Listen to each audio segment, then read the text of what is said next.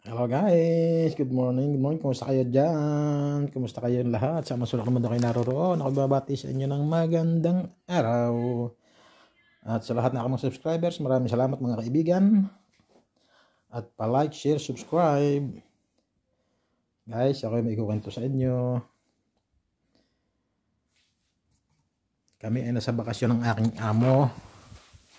1 linggo na kami doon.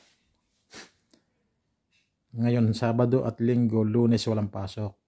Dahil mahal na araw, dito ay Pasko.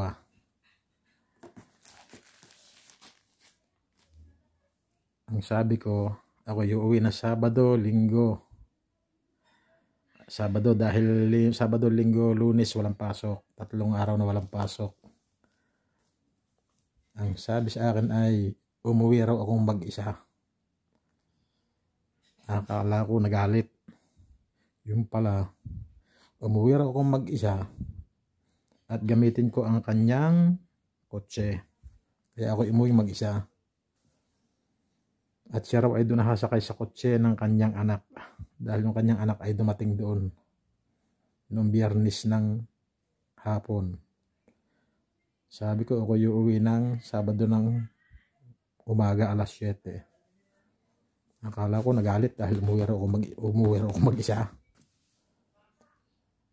Tapos, ibinigay sa akin ang susi ng kutse at dalhin ko na rin ang kutse gawin siya ko raw gamitin pag uwi. Tapos, kumuha siya ng bag, mga kapatid. Di ko sukat akalain.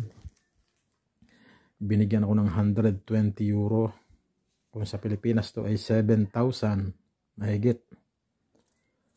Tapos, binigyan pa tayo ng isang t-shirt. Tapos, ito pa, tinapay. Tapos, meron pang isang red wine.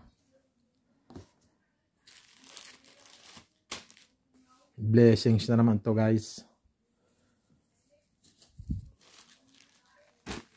Sa mabait kong amo. Maraming salamat. Malaking bagay ito para sa akin.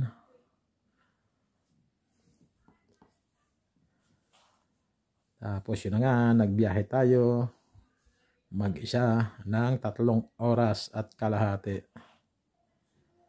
Iniwan ko siya doon.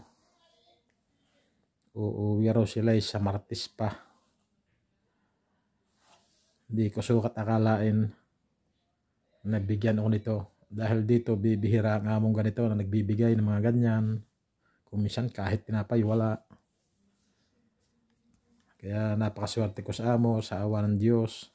Thank you Lord. Sa pagbigay mo ng mga regalo sa akin. Ayan guys.